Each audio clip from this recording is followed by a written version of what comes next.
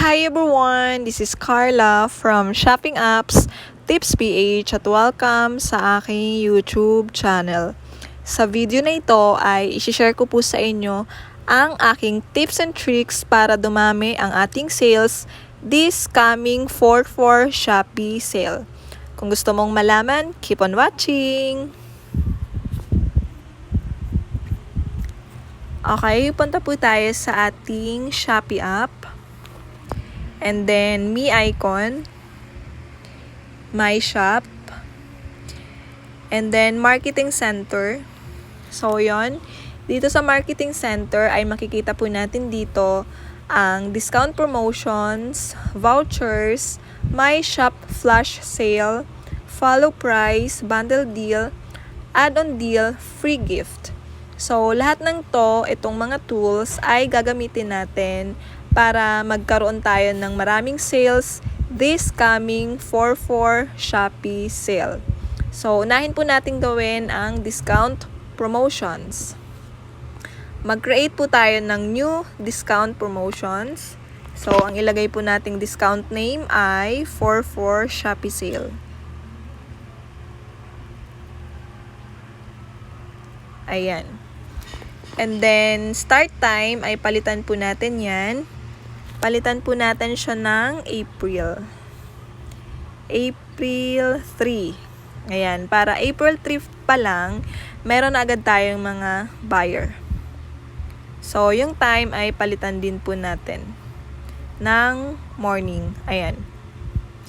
And end time ay April 4.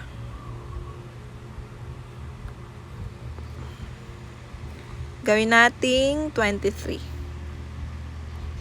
Ayan.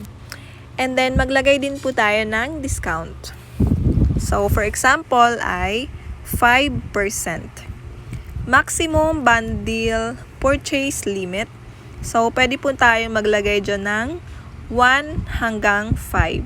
So, ang ibig pong sabihin nito ay kung ilan ba ang pwedeng ma-avail ng ating buyer. So, yan, 1. And then, mag-add tayo ng products. Ayan, for example, ay ito. And then, add. So, pwede pa tayong mag-add products. Ayan. So, itong isang product ay hindi pala nakaset ang discount. So, lalagyan natin siya ng discount. Ayan. And then, i-update lang natin. And then, confirm. And then, saved. So, yan. I-refresh lang natin. Ayan. So, okay na. Nakapag-create na tayo ng ating discount promotions. Ang next naman natin ay ang vouchers. Mag-create po tayo ng new voucher. Meron pong option dito, meron pong shop voucher, product voucher, live voucher, and video voucher. So, dito na lang tayo sa shop voucher. Ayan. Minimum spend is, for example, ay 199. And then, yung usage quantity ay 1 lang.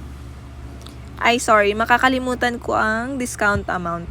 So, sorry, 2% lang. Okay, ayaw i-accept, gawin nating 5. So, ang ibig pong sabihin nito ay, kapag bumili si buyer worth 199 pesos, ay magkakaroon po siya ng discount na 5 pesos. So, usage quantity, so, dagdagan natin siya. Gawin nating 5. So, bale, 5 na buyer ang makaka-avail ng ating 5 pesos off. So, yon. Pwede po nating i-check itong preview. Ayan. So, ganito po yung magiging itsura niya sa ating shop. Okay? And then, yon, i-publish na po natin siya. Ayan. I-refresh lang natin. So, yon, okay na. Okay na, nakapag-create na po tayo ng ating vouchers. So, dito naman tayo sa My Shop Flash Sale. Ayan, create po tayo ng flash sale. Ito naman ay meron siyang time. So, hindi pa nakalagay ang April 4. So, ayan pala. I-check lang po natin lang. Yan. So, i-click po natin itong April 4. And then, mamili tayo ng time. Ayan. So, ito yung piliin natin. Ibig pong sabihin niyan ay 2 a.m. hanggang 8 a.m. So, yan. I-next na po natin. And then, pili po tayo ng products. Ayan. So, eto na lang. And then, ito. So, yun. Pwede po tayo mamili hanggang 50 items. So, yun. I-add na po natin. And then, discount. Maglagay po tayo ng discount. Ay, ito ang ibibigay kong discount. 5% off. Quantity ay 1 lang. Maximum, 1 lang din. So, some products cannot be set as this value. Please go customize.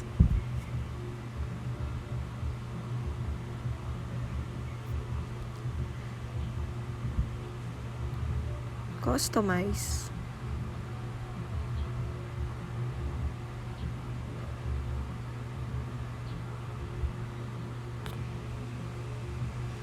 Ayun, okay naman po siya. Okay, add products pa tayo. So, feeling ko ito yung hindi siya naka-modify. So, i-delete na lang po natin yan. Please input a valid discount. Okay, wala pala siyang discount. Lagyan natin siya ng 5. Ayan.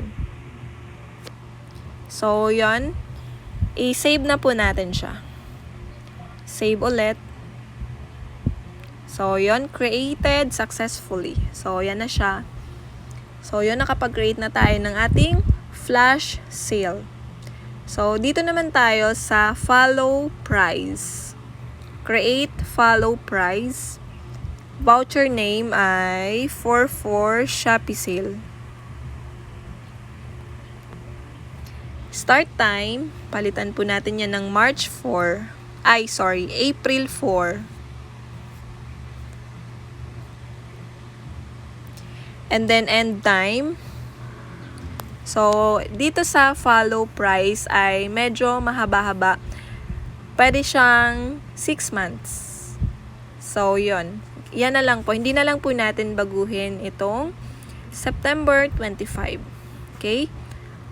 Voucher type, select natin.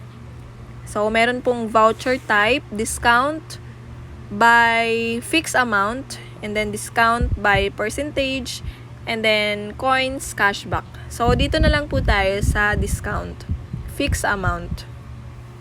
5 pesos. Ayan. Minimum spend is 260. Usage quantity ay 20. And then, iset po natin siya na applicable siya sa lahat ng ating products. So, yun. Isave na po natin.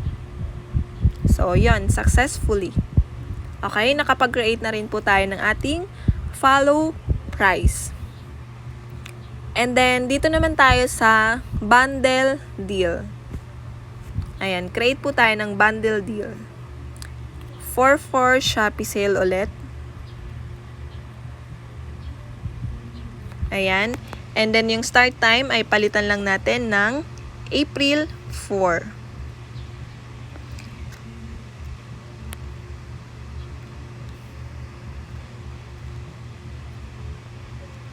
Ayan. Bundle type, percentage off na lang. 5% off.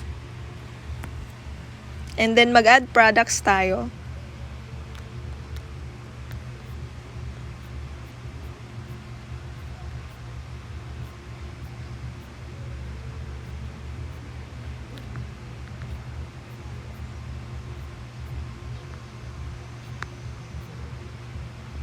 So, yon okay na. I-click na po natin ang add. Maximum bundle purchase limit. 2 na. Yan. So, yon i-click na po natin ang save. Ayan, nakapag-create na po tayo ng ating bundle deal. So, yon dito naman tayo sa add-on deal. Create new. And then, add products. So, yon parang wala na akong ma-add products. So, dito na lang po tayo sa book. Yan.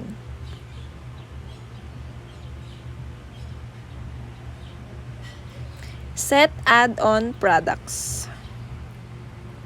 Ball pen. Yan.